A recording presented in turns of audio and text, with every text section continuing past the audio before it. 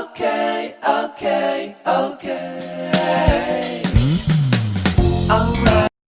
Hello guys, good morning.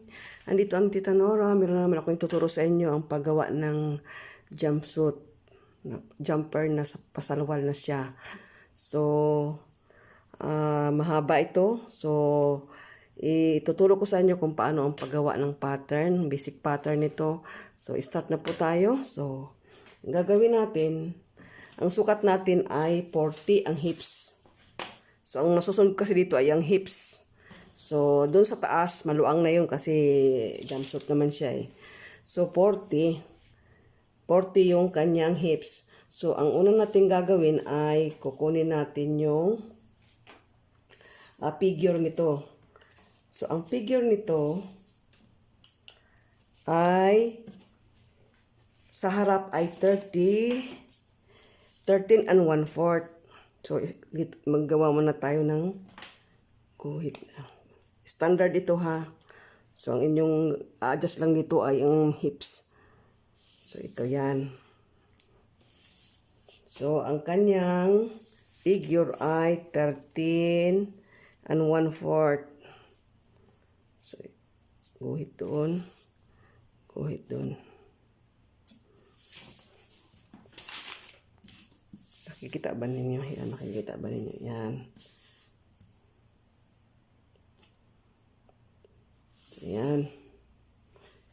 And then, ang kanyang hips ay 40. So, paggagawa tayo ng jumpsuit, ang kanyang hips ay 40. So, 10 ang 1/4. So, 10 yung 10 sa kabilang bahag, sa isang bahagi. So, 10, magpa-plus tayo ng 1 inch. So, ayan, 10. So, 1 inch. So, 10, ang hips niya. So, ang kanyang, so, magiging 11. So, mula dun sa taas, magkudalo tayo pababa ng 11. 11, ayan. And then, mula dito sa baywang, ito yung pinaka, hindi man siya baywang, ibaba ng baywang yan, magiging ibaba ng baywang konti yan. So, mula dito, so una muna, ang ating kukuha na 13 and 1/4, no? Mula dito sa taas, 13 and 1/4, pababa hanggang dito. And then, susukat ulit tayo ng 13. So, ang pundiyo niya ay 13. Ayan, 13. Yan yung pundiyo niya. So, guguhit ulit natin. Guhitan ulit natin. Patatlong guhit na ito ha. So, yan. So, ang ating namang maikli yung ating lamisa. So, hanggang dito lang tayo. Pero, kukunin ninyo yung ha. So, dapat 54 ang kanyang kuwan. Kulang tayo ng ng pattern paper. So, may kudulo lang tayo dito. Pero, ang haba nito ay 54. So, para lang makita ninyo kung ang mahalaga doon yung sa taas. Paano paggawa sa taas ng pattern. So, guhitan natin yan. So, yan na siya. So, 40 plus 1 inch or 2.5 is 11. So, guhit tayo hanggang doon sa baba ng 11.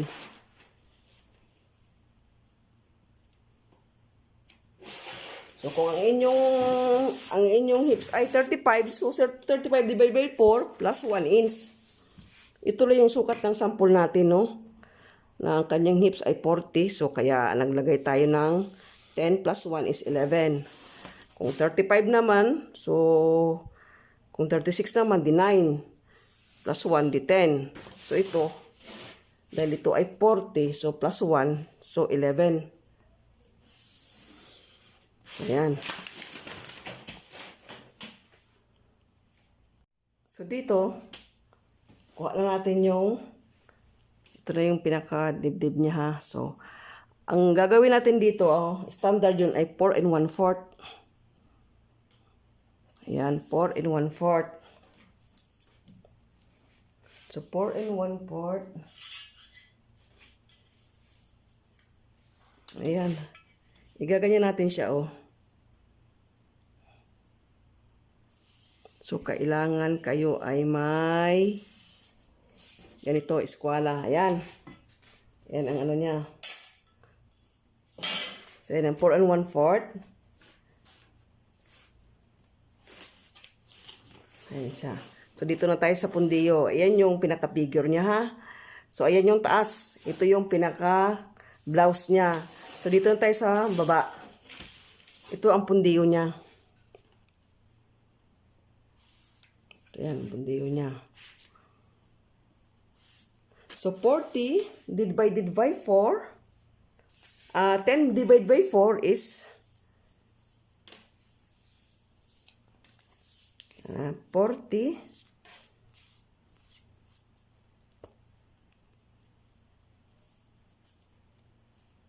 O isama na natin dito sa ating paggawa ng jumpsuit, isama natin yung pilas natin, no? Hindi katulad ng ibang mga ginawa natin, hindi natin sasama yun. So, 11 divided by 4. So, ang kalahati ay 5 1/2. So, ang 1/4 ay 2 3/4. So, yun ang kanyang pundiyo. Pundiyo ng harap. So, tumaas tayo ng 3 inches. 3 inches. So, ito ay 2 3/4. 2 3/4. And then, ito ay 3 inches pataas. And then, ayan na. Hindi ganong makuha ito pag sa halyok ng... So, pwede na rin yan. So, ayan.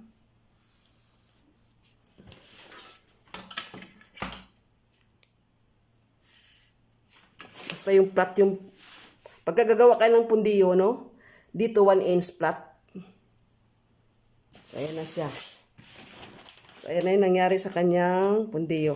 And then, ito, dun sa baba, ganun din ang gagawin natin. Ididiretso natin yung 2 3/4. So, magsukat tayo 2 3/4 dito. 2 3/4.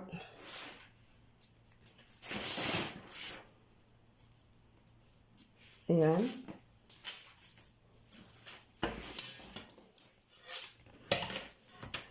And then, ayan na. Guhitan na natin.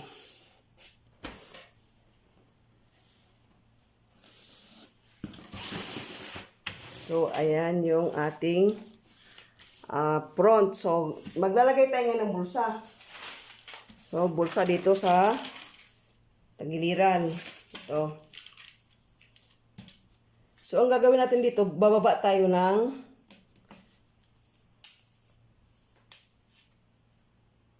3 1/4, Baba tayo ng 3 1/4. 3 1/4. And then, bababa ulit tayo ng 1 inch.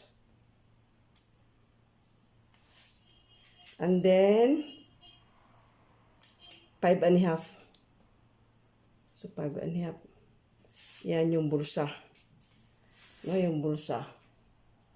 So, sa loob yan ha, sa loob ng bulsa kung gaano ang inyong gagawin na ayan siya oh.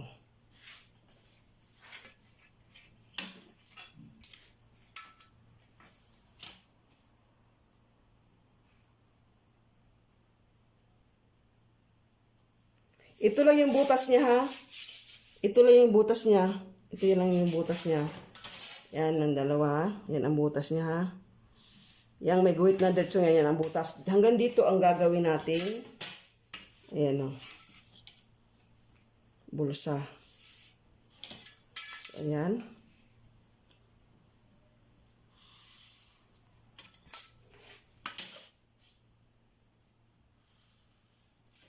So, ang butas ng ating bulsa ay ito. Ito lang. 5 1/2. Ayan, 5 1/2. So, ito yung pinaka-butas sa Kasi sa loob ang bulsa. So, magiging ganyan siya. Yan. So, dito naman, bababa tayo ng 3 and 1/4. Bababa tayo ng 3 and 1/4. Ba? So, ayan, yari na yung ating front. Ito yung bulsa niya. Ito yung gitna niya, ha? So, ito yung pinaka-dibdib niya dito sa may dibdib. Yan ang pinaka-ano niya. Ito ang figure niya. Ito ay lampas ng 2 inches sa kanyang baywang. So, yan lang ginawa ko para madali nyo maintindihan. So, ito yung hanggang dyan. Ayan. And then, ayun ang pundiyo. So, mula dito, 13 inches ang susukat. So, lagyan natin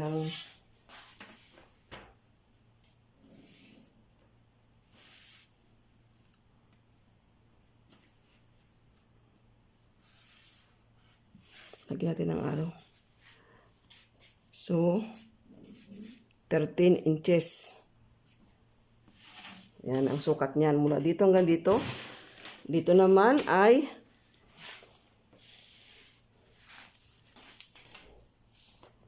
13 and 1/4.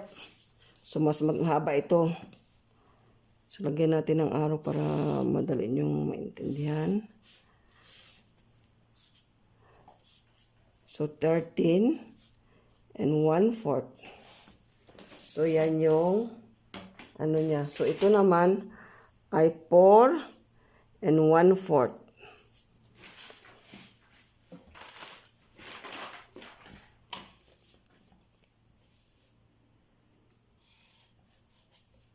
Lagyan natin ng araw para, ayan. So, 4 and 1/4 dyan, 13 and 1/4, 13 inches ito, and then ito 1/4 ng hips ay 2 and 3/4. So, ayan, yari na ito yung bulsa, ha. 3 and 1/4 dito, mula dito sa may ating ginuhit na yan, 3 and 1/4 hanggang dito. And then, ito yung pinakalaki ng bulsa. O, 5 and 1/2. Itong dalawang ito. No? Yan ang pinakabutas ng ating bulsa dahil sa loob man ng bulsa. So, ayan yung yari na yung ating front. So, ito yung front.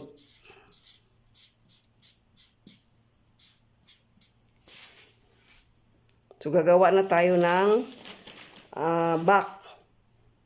So, dito tayo, satan tayo sa back, no? So, sa back, iba ang sukat, no? So, dito tayo, ano muna tayo, ha? Ayan. So, yung ating linya, ha?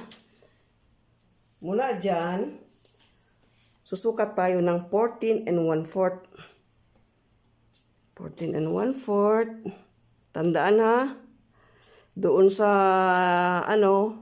ay 13 and 1/4. Dito naman ay 14 and 1/4 sa back. So, may pagkakaiba ng 1 inch. Ayan. And then, magkapaliho lang, 13 ang pundiyo mula dito. So, 13 lang. Doon lang sa figure, magkakaiba. So, mataas ng 1 inch ang back kaysa front. So, ayan. So, as usual, hips divided by 4 is 40 ang hips. Divided by 4 is 10. Plus 1 inch is 11. So, 11. Magsukat tayo ng 11. 11 din dito. I-kwadrado natin hanggang sa baba para isang ano na lang. So, 11. So, 11 din doon. Kaya maiksi yung ating pattern. Maiksi rin nilamisan natin. So, ang gagawin lang natin ngayon ay dito na tayo. Bahala na kayo dun sa haba, no? Kung anong haba ang gusto nyo. So, ang gusto ko lang ma-emphasize ay yung sa pundiyo. At mula dun sa taas. So, ayan na. So, guhitan na natin siya.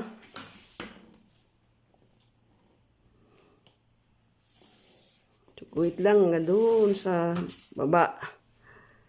So, yan.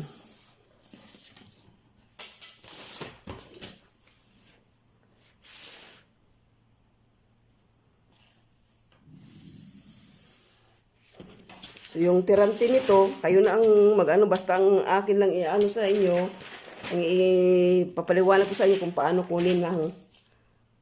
Kasi na-adjust naman yan, may butones dito para pag umihi kayo, madali lang naman ang hubarin. So, ayan o. So, pareho din sa, 4 and 1/4 din dito. 4 and 1/4. Ano din ito, kailangan meron kayo nito. O, para masundan, di ba?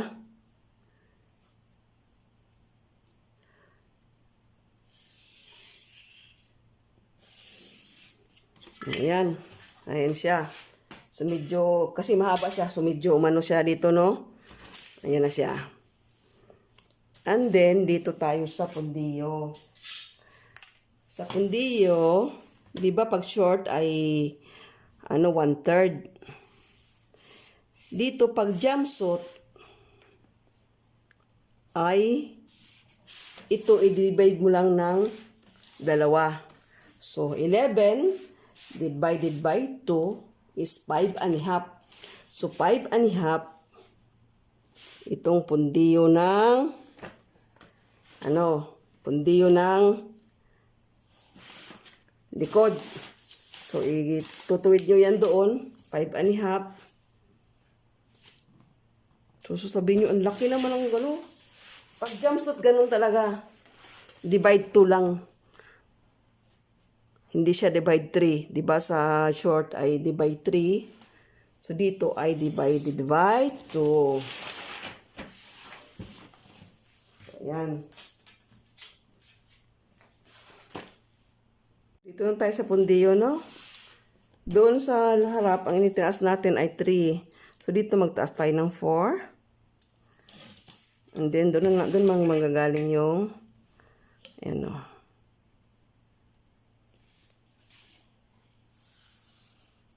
Ayan, yung kanyang pundiyo.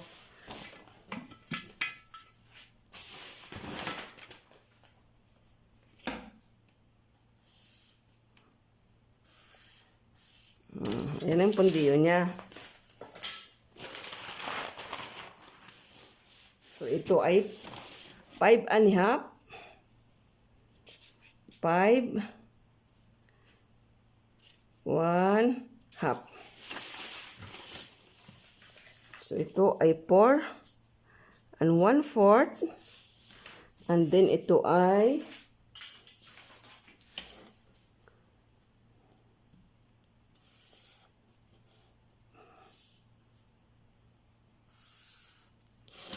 'Bigyan ko ng araw para, yan. And then, ito yan din. Ito ay 14 and 1/4. And then, ito ay 13 inches.